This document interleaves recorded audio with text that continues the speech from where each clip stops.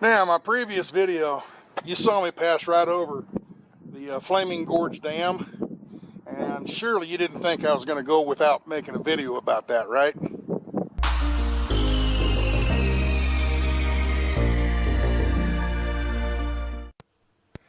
Hello, folks. I started reading right off of Wikipedia, and it sounded terrible. Flaming Gorge Dam is a concrete thin arch dam on the Green River, a major tributary of the Colorado River in northern Utah and in the United States.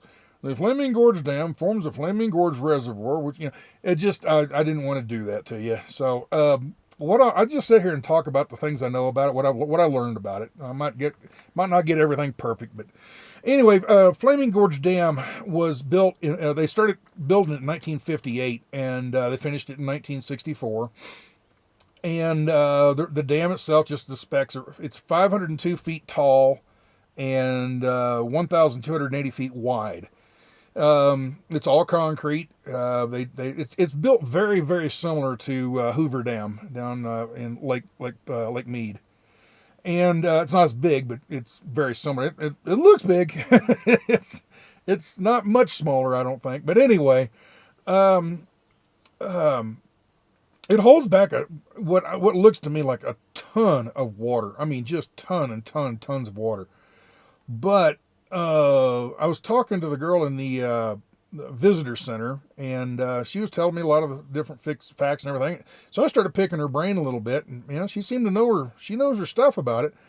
Anyway, she said, yeah, I said, why don't you got all this water? They need it down there in Lake Mead and everything. Why don't you pull the plug and let some of this run, a lot of it run down there to fill up Lake Mead and Lake Powell. And because I'm looking at it thinking, there ain't no water shortage. I mean, they don't have any water in Lake Mead, but they got plenty up here, The Blue Mesa Reservoir where I was at, it's fairly full. This one here is almost completely full. And the one up in Wyoming, I forget the name of it, but it's almost completely full, So I just pull the plug and let it run down there and fill those other reservoirs up. She says, well, it looks like a big reservoir, and it is, but compared to Lake Powell and Lake Mead, this is very small. She says, if we pulled the plug and let all the water run downstream, it would only change the water level of Lake Powell by about 1 foot. I'm like, you're kidding me. She goes, no, that's how big Lake Powell is.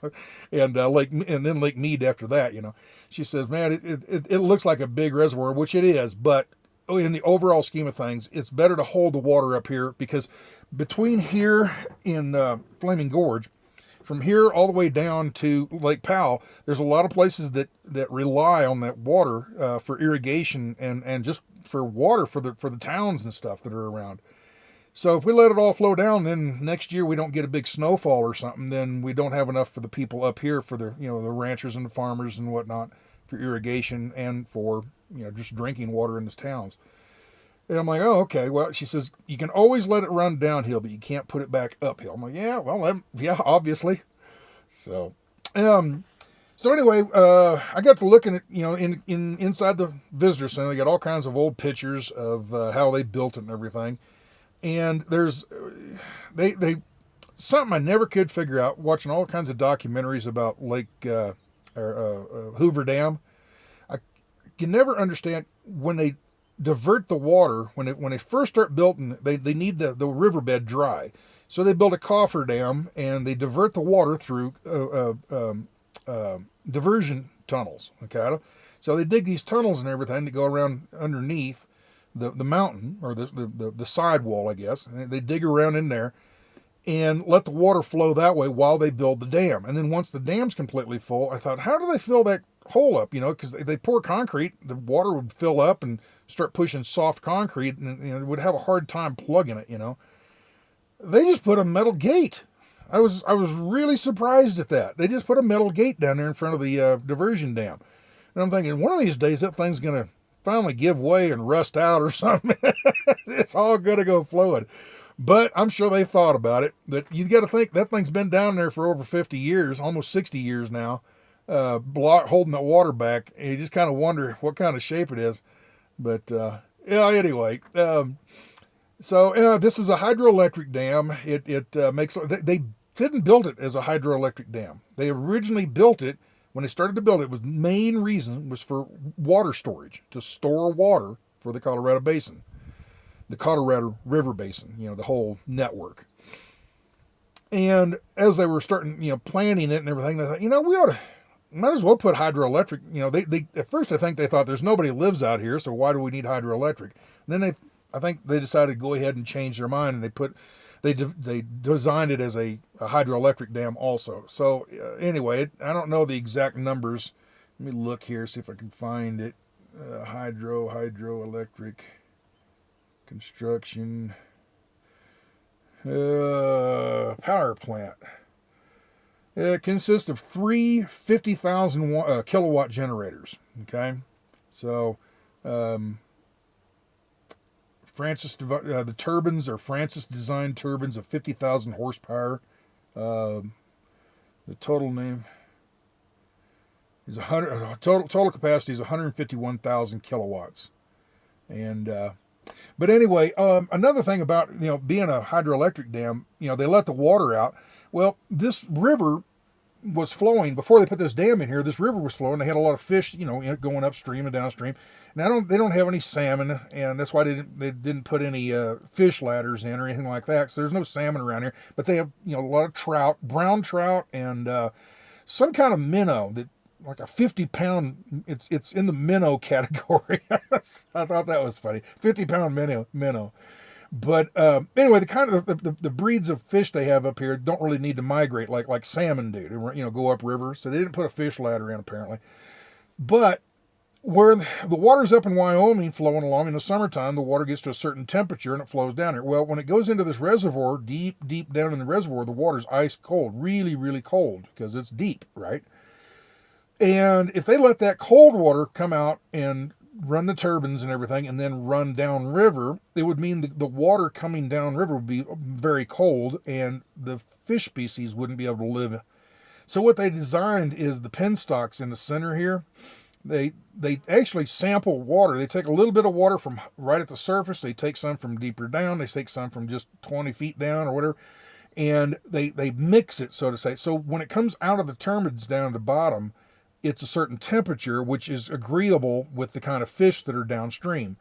And the fish that are upstream and the fish that are downstream never really mix, because if they go through the turbines, they're going to get chopped up. And the ones down below can't go upriver because of the dam.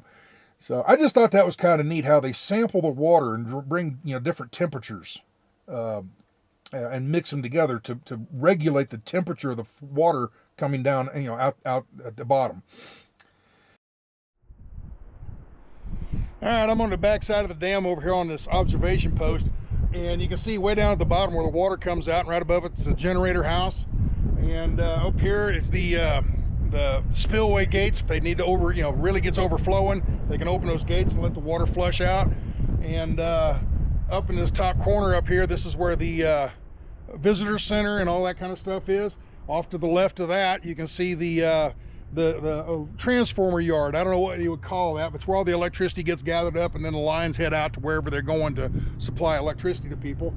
But if you look over the edge here, there's this little walkway, a little gangplank down here with a concrete post.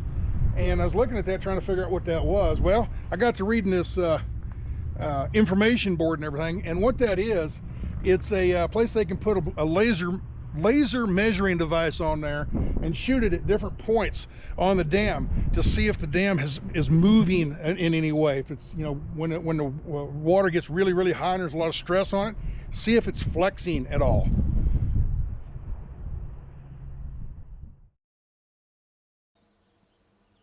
Now, when they build all this, the workers are coming in, and they got to get down to the bottom of this valley, this gorge. And you try to think, how do they get down there? Well, here's what's left of the road that came down, and the workers came down. Now that they're in this area right here, it used to be where the concrete mixing plant was and everything. And after the dam was built, they took all that stuff out. And surprisingly, they actually put when they designed it to where when they got done and pulled all this stuff out, later on the water would actually come up and flood that area, so you wouldn't be able to see the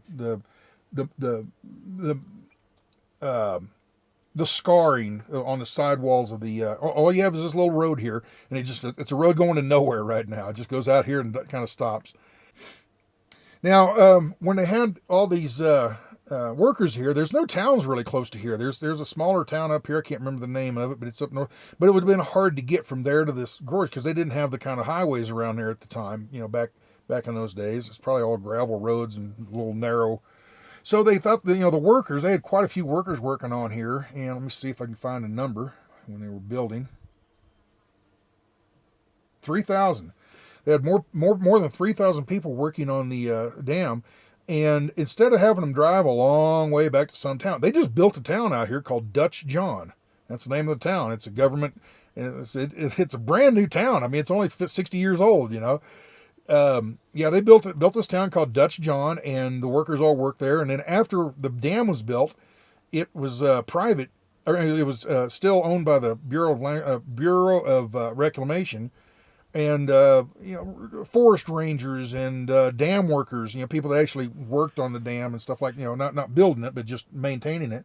They lived there. And several years ago, when was it? Can't remember what it was like. Back in just a few years ago, back in '91 or something like that, they decided to start selling property there, where anybody can, just like any other town, you can start buying property in town and buying houses. So as you drive through the town, you see all these old government houses. You just tell it's a 1960s style government, house. They look like houses that were on post when I was at Fort Hood, the on post military housing. That's kind of what they look like. But there's newer houses like, these log cabins and stuff like that people have built since then. And they actually got a small resort in here with little hotel cabins to stay in, because I guess fishing is a huge thing around here. I mean, every time you turn around, there was somebody with a fishing pole walking around. So people come from a long ways away to come here and fish, because the fishing is so great here. The brown trout and the different kinds of fish that they have are like world record sizes and stuff. So people love to fish here.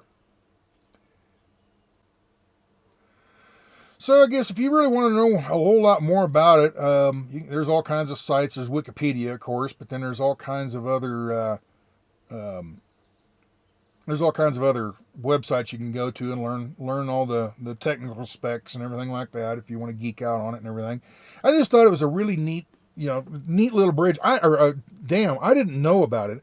Like I said, I didn't know about it until I drove across it the other day. I was like, I guess obviously I knew that there would be a dam somewhere, but I just didn't know it would be a big concrete dam like this. I just wasn't expecting this. For all I knew, Flaming Gorge was a natural lake, a fairly natural lake, but I had no idea it was such a large dam, So anyway, I hope you enjoyed this. It's a neat looking, neat little area. If you ever have a chance to come up through here, it's really pretty.